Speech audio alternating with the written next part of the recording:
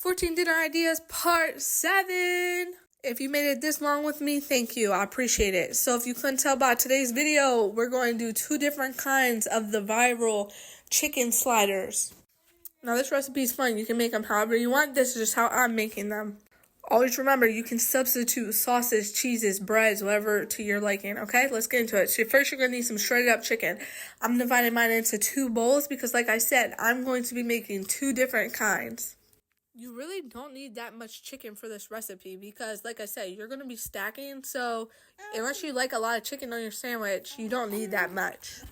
You can get any type of chicken. You can cook your own chicken. You can buy shredded chicken already for this, or you can buy rotisserie chicken.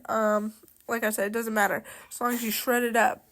Then you're going to get you some cheese. You're going to pour it into one of your bowls. Or you can pour it into both your bowls, actually. But I'm just going to show you the first one for now. So I'm using Colby Jack cheese. You're just going to mix it in. It was easier to just do it like the dry way because I'm going to be adding ranch to this. So I'm mixing all my other ingredients in first before I add the sauce. You can use real bacon, but I was just being lazy in this video, and I just got some little bacon pieces, and I'm going to pour those also in there. But to me, these ones are from Aldi's, and they actually taste really good. Like, to me, I couldn't really tell much of a difference. Like, I gave it that real bacon flavor, so it was good to me either way. But like I said, if you're bougie and you want real chicken, cook some chicken, chop it up, and throw it in there. And then again, you're just going to mix all your dry ingredients up first because it's easier.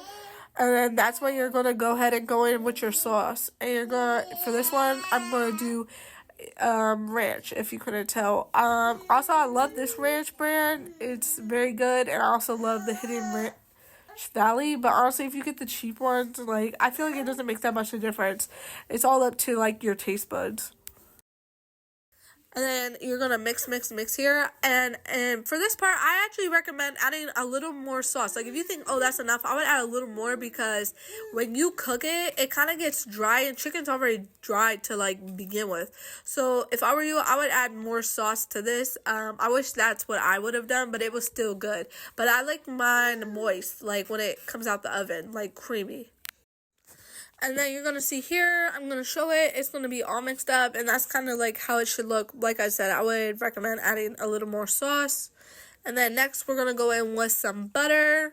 And you're going to take your rolls, and you're going to butter the pan. The reason I butter the pan is so that the buns don't stick on the bottom, and you're going to cut these in the middle. And then you're just going to cut them in half, and you're going to load the chicken on there, and then sprinkle some cheese on top, and then put the buns. I'm sorry I didn't show that part. I believe I show it for the second set.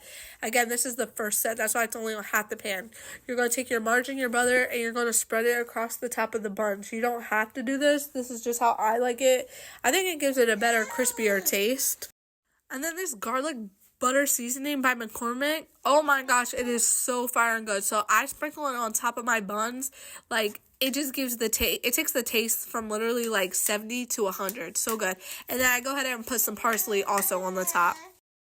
And then on the second set, you're going to repeat the steps. You're going to add your cheese in. You're going to stir it. I don't think I add bacon, or I might have. Doesn't matter. And then you go ahead and add your barbecue sauce, whatever kind you like.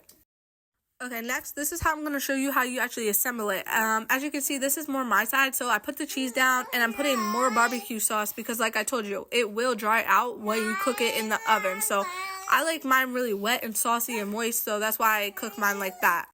And then I'm going to go ahead and I'm going to add some cheese and sauce again to the top. Again, don't mind my kids' voices in the background of this video. Moms know if you have kids in the house, it's never quiet. But I'd rather have a loud house than a quiet house.